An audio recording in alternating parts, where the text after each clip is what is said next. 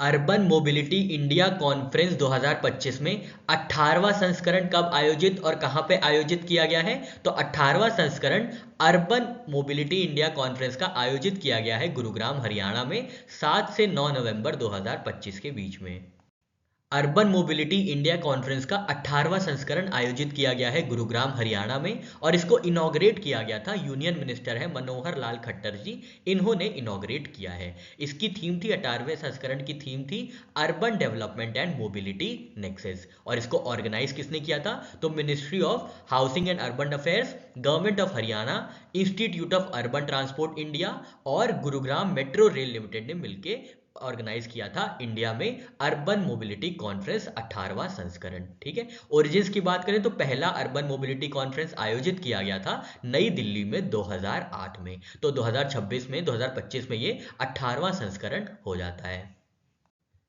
Urban mobility India conference में awards दिए गए थे, उन अवार्ड्स को देख लेते हैं, काफी बार एग्जाम में पूछा गया है। तो city with best public transport का अवार्ड दिया गया है चेन्नई को, जो विनर रही है। और कमेंडेशन अवार्ड दिया गया है हुबली धारवाड़ को, तो विनर चेन्नई रही है और जो कमेंडेशन दिया गया है वो हुबली धारवाड़ को दिया गया है।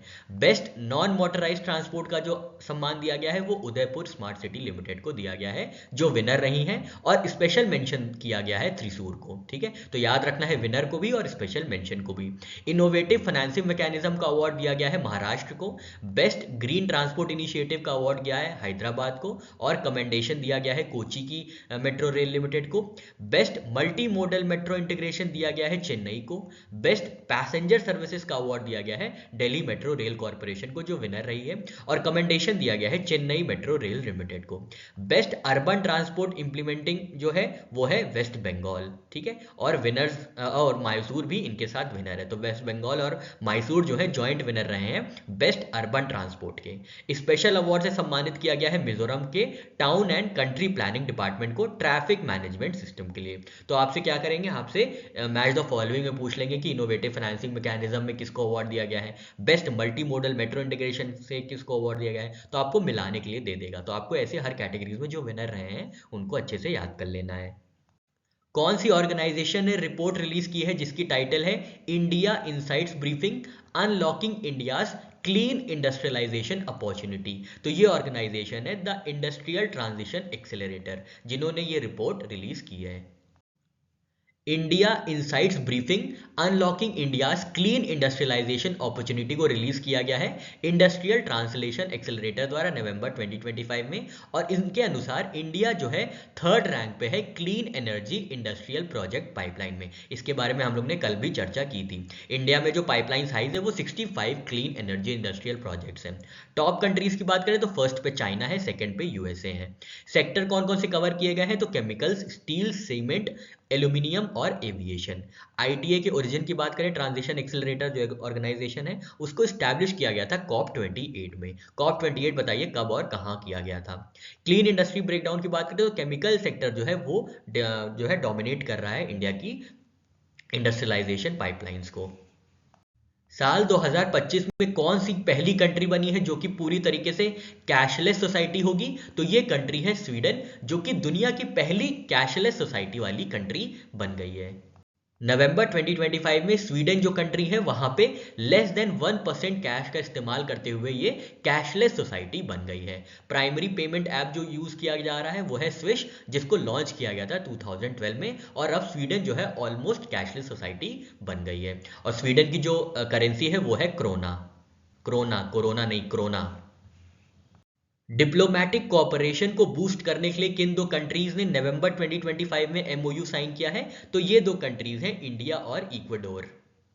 नवंबर 2025 में इंडिया और इक्वाडोर ने साइन किया है एमओयू डिप्लोमेटिक कोऑपरेशन को स्ट्रेंथन करने के लिए। और एक मेजर हाईलाइट ये है कि रेजिडेंट एम्बेसी ऑफ इंडिया का इनॉग्रेशन किया गया है क्विटो में। तो ये एक हल्का पॉइंट है, याद रखिएगा। कैरवेल कॉपर प्रोजेक्ट के लिए किन दो कंपनीज ने एमओयू साइन किया है, नॉन बाइंडिंग एमओयू साइन किया है? तो ये कंपनी है, पहली कंपनी है कैरवेल मिनरल्स लिमिटेड ऑस्ट्रेलिया की, और दूसरी कंपनी है कच्छ कॉपर लिमिटेड जो कि अदानी एंटरप्राइजेज लिमिटेड की सब्सिडियरी है। इन्होंने कैरवेल कॉपर प्रोजेक्ट के लिए नॉन बाइंडिंग एमओयू साइन किया है। नॉन बाइंडिंग एमओयू साइन किया गया है कैरेवल कॉपर प्रोजेक्ट के लिए, जिसमें कैरेवल मिनरल्स लिमिटेड ऑस्ट्रेलिया और कच्छ कॉपर लिमिटेड जो कि सब्सिडियरी है अदानी एंटरप्राइजेस की, इन्होंने ये एंटिटीज इन्वॉल्व है एमओयू में। ठीक है, इसका पर्पस क्या है? इसका पर्पस ये है कि डेवलपमेंट को एक्सेलरेट करना towards final investment decision. Project की लोकेशन क्या है? तो वेस्टर्न ऑस्ट्रेलिया। ठीक है, याद रखिएगा वेस्टर्न ऑस्ट्रेलिया में ये कैरेवल कॉपर प्रोजेक्ट लोकेटेड है।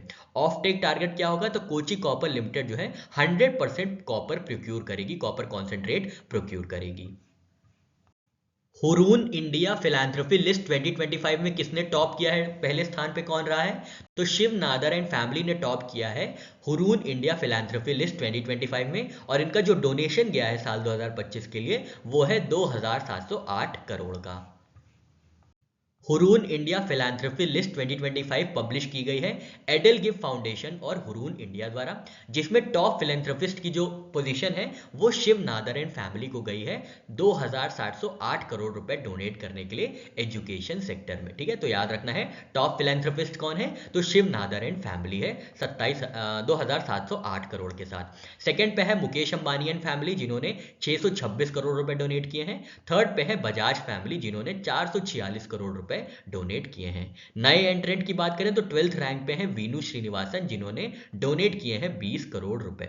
इंडिविजुअल डोनर्स की बात करें, अभी हमने पूरा जॉइंट डोनर्स देखे थे। इंडिविजुअल डोनर्स की बात करें तो इंडिविजुअल डोनर जो है शिव नादर यहाँ पे भी टॉप पे रहे हैं, इन्होंने डोनेट किया है 2537 करोड़ रुपए। और सेकेंड रैंक पे रहे हैं नंदन नीलेकनी जी जिन्होंने 356 करोड़ डोनेट किए हैं। विमेन जेनरस वुमेन की बात करें तो 24 विमेन जो है इस हुरून लिस्ट में आई हैं, और टॉप पे है रोहिणी नीलकनी जी जिन्होंने 204 करोड़ रुपए डोनेट किए हैं। तो विमेन सेक्शन भी याद रखिएगा। सीएसआर लीडर्स की बात करें तो सीएसआर लीडर्स में रिलायंस इंडस्ट्रीज टॉप पे है 1309 करोड़ के साथ, और सेकंड पे है रोंगटा सन्स जिन्होंने 181 करोड़ रुपए 181 करोड़ रुपीस डोनेट किए हैं। सीएसआर क्या है? Corporate spending. ठीक है, कॉर्पोरेट सोशल रिस्पॉन्सिबिलिटी स्पेंडिंग, माफ कीजिएगा। ठीक है, सेक्टर ट्रेंड की बात करें तो एजुकेशन को सबसे ज्यादा डोनेशन मिला है 4166 करोड़ का, 4166 करोड़ जो है एजुकेशन सेक्टर में डोनेट किए गए हैं, और हेल्थ केयर सेक्टर में 971 करोड़ डोनेट किए गए हैं। यंगेस्ट फिलैंथ्रोपिस्ट की बात करें तो निखिल और नितिन कामत जी हैं जिन्होंने 147 करोड़ रुपीस डोनेट किए हैं, और ये दोनों यंगेस्ट फिलैंथ्रोपिस्ट हैं। कौन सी कंपनी को सम्मानित किया गया है golden peacock award for excellence in corporate governance के लिए? तो ये कंपनी है हेरिटेज फूड्स लिमिटेड जिनको golden peacock award for excellence in corporate governance 2025 से सम्मानित किया गया है। हेरिटेज फूड लिमिटेड को सम्मानित किया गया है गोल्डन पीकॉक अवार्ड से। गोल्डन पीकॉक अवार्ड जो दिया जाता है वो इंस्टीट्यूट ऑफ डायरेक्टर्स इंडिया द्वारा दिया जाता है। कहाँ पे ये अवार्ड दिया गया है? वेन्यू क्या था? तो लंदन यूनाइटेड किंगडम में इवेंट्स ऑर्गेनाइज किए गए थे 4 से 7 नवंबर 2025 के बीच में, वहाँ पे हेरिटेज फूड्स लिमिटेड को ये सम्मान प्राप्त हुआ है। जो हेरिटेज फूड लिमिटेड है ये 11 विनर्स के साथ साथ only FMCG fast moving consumer good है जिसको ये अवार्ड से सम्मानित किया गया है। इंडिविजुअल ऑनर की बात करें तो एन भुवनेश्वरी जी जो कि वाइस चेयरपर्सन है यही हेरिटेज फूड्स लिमिटेड के, इनको distinguish fellow of institute of directors का अवार्ड दिया गया है। गोल्डन पीकॉक अवार्ड्स की बात करें तो इसको इंस्टीट्यूट किया गया था 1991 में, मतलब स्टैब्लिश किया गया था 1991 में bye institute of directors. Heritage food limited की बात करें तो इसके सीईओ हैं श्रीदीप एन केसावन जी, और हेडक्वार्टर्स है हैदराबाद तेलंगाना, और इसको स्टैब्लिश किया गया था 1992 में। किसने रिसीव किया है Interpol medal of highest order in November 2025? तो ये है बहरीन के interior minister General Sheikh Rashid bin Abdullah Al Khalifa जिनको इंटरपोल का मेडल ऑफ हाईएस्ट ऑनर के अवार्ड से सम्मानित किया गया है। इंटरपोल द्वारा दिए गए मेडल ऑफ हाईएस्ट ऑर्डर के जो रिसिपिएंट हैं वो हैं बहरीन के इंटीरियर मिनिस्टर जिनका नाम है General Sheikh Rashid bin Abdullah Al Khalifa. ठीक है, इसको प्रेजेंट किया गया था major general doctor Ahmed Nasser Al Raisi द्वारा जो कि प्रेसिडेंट है इंटरपोल के और यूएई के इंस्पेक्टर जनरल है। ठीक है, तो याद रखिएगा कि किसने प्रेजेंट किया है और किसको प्रेजेंट किया है, दोनों याद रखिएगा। कौन सी कंपनी ने डेमोस्ट्रेट किया है इंडिया का पहला 500 किलोमीटर का क्वांटम की डिस्ट्रीब्यूशन नेटवर्क? तो ये है QNU लैब्स प्राइवेट लिमिटेड जिसको सपोर्ट दिया जाता है department of science and technology का। इन्होंने डेमोस्ट्रेट किया है इंडिया में पहली बार 500 किलोमीटर का क्वांटम की distribution network. Emerging science technology and innovation conference 2025 में QKD नेटवर्क, क्वांटम की डिस्ट्रीब्यूशन नेटवर्क का 500 किलोमीटर का क्वांटम बेस्ड नेटवर्क जो है शोकेस किया गया था, डेवलप किया गया था QNU labs private limited Bangalore द्वारा। इनको सपोर्ट दिया गया है डिपार्टमेंट ऑफ साइंस टेक्नोलॉजी का under national quantum mission. Network की लेंथ क्या थी? तो 500 किलोमीटर की थी, बहुत इंपॉर्टेंट है, याद रखिएगा। मॉडल की थीम क्या थी? तो synergy of technology, research, industry and defence ecosystem. और फंडिंग कौन दिया था? आई हब क्वांटम टेक्नोलॉजी फाउंडेशन जो है इनको फंड किया था QNU लैब्स को। टेस्ट बेड सपोर्ट कहाँ पे टेस्ट किया गया था? तो इंडियन आर्मी के southern command signal Rajasthan sector में इसको टेस्ट किया गया था। कौन सी दो ऑर्गेनाइजेशंस ने MOU साइन किया है real time unique document identification number verification के लिए नवंबर 2025 में? तो ये दो कंपनीज हैं या ये दो एंटिटीज हैं, ICAI institute of chartered accountant of India and Indian army का आर्मी परचेज ऑर्गेनाइजेशन।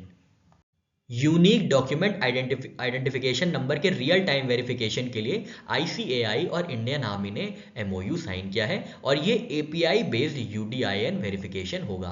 इससे क्या है? इससे वेंडर रजिस्ट्रेशन में एफिशिएंसी और ऑथेंटिसिटी आएगी। UDIN क्या होता है? तो ये 16 कैरेक्टर का अल्फा न्यूमेरिक कोड होता है जिसको इशू किया जाता है institute of chartered accountant of India द्वारा। 7 नवंबर 2025 को कौन सी ऑर्गेनाइजेशंस ने MOU साइन किया है 6G AI और टेलीकॉम स्टैंडर्डाइजेशन के लिए? तो ये दो एंटिटीज हैं IIT Bombay and telecommunication engineering centre, जिन्होंने 6G आर्टिफिशियल इंटेलिजेंस और टेलीकॉम स्टैंडर्डाइजेशन के लिए MOU साइन किया है। World summit for social development का दूसरा संस्करण सेकेंड एडिशन कहाँ पे आयोजित किया गया था? तो ये कतर की कैपिटल दोहा में आयोजित किया गया था second world summit for social development. 4 से 6 नवंबर 2025 के बीच में second world summit for social development आयोजित किया गया था दोहा, कतर में। और इसके चेयरपर्सन जो थे वो थे हिज हाइनेस द अमीर शेख तमीम बिन हैमद अल थानी। इंडिया की तरफ से जो रिप्रेजेंट किया गया था वो डॉक्टर मनसुख मांडविया जी ने किया था, जो कि यूनियन मिनिस्टर हैं। पहला समिट जो world summit for social development का हुआ था वो कोपनहेगन, डेनमार्क में 1995 में हुआ था। और जो ये सेकेंड समिट हुआ है उसका आउटकम ये था कि दोहा पॉलिटिकल डिक्लेरेशन को अडॉप्ट किया गया था, जिसके अंतर्गत poverty eradication, decent work, anti discrimination etcetera sign किए गए हैं।